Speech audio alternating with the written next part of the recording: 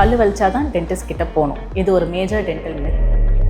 இப்போ நான் சொல்ல போகிற 5 இம்பார்ட்டன்ட் சைன்ஸ் அண்ட் சிம்டம்ஸில் ஏதாவது ஒன்று இருந்தாலும் நீங்கள் இமீடியட்டாக உங்கள் டென்டிஸ்ட்டை போய் பார்க்கணும். Number 1, bad breath. நீங்கள் டெய்லி ட்வைஸ் ப்ரஷ் பண்ணுறீங்க, ரெகுலராக மவுத் வாஷ் யூஸ் பண்ணுறீங்க, பட் ஸ்டில் உங்களுக்கு ஒரு பேட் பிரெத் இருந்துக்கிட்டே இருக்குது. Number 2, food lodgement. நீங்கள் எப்போ என்ன சாப்பிட்டாலும் அந்த சாப்பாடு போய் உங்கள் பல்லுக்குள்ளே மாட்டிக்கிட்டு உங்களுக்கு ஒரு தொந்தரவாக இருந்துக்கிட்டே இருக்குது. Number 3, one side chewing. அதாவது ஒரு சைடு மட்டும்தான் நீங்கள் சாப்பாடு மென்று சாப்பிட்றீங்க, 2 சைடுமே சாப்பாடு வச்சு சாப்பிடும்போது உங்களுக்கு ரொம்ப ஜா பெயின் ஆகுது. நம்பர் 4, மவுத் ப்ரீத்திங். நீங்கள் ராத்திரி தூங்கும் போது மவுத் ப்ரீத் பண்ணுறீங்க, இதனால உங்கள் வாயே ஃபுல்லாக ட்ரை ஆகுது. Number 5, teeth grinding. ராத்திரி தூங்கும் போது உங்களுக்கே தெரியாமல் நீங்கள் உங்கள் பல்லை மென்னுக்கிட்டே இருக்கீங்க, இது உங்களுக்கு தெரியாது. உங்கள் கூட படுக்கிறவங்க கிட்ட நீங்கள் சொன்னீங்கன்னா அவங்க நோட்டீஸ் பண்ணி சொல்லுவாங்க. இந்த மாதிரி விடிய நீங்கள் பல்லை மென்னுக்கிட்டே இருக்கும்போது காலையில் எந்திரிச்சதுக்கப்புறம் உங்களுக்கு காது அதுக்கப்புறம் ஜாலாம் ரொம்ப பெயினாக இருக்கும்.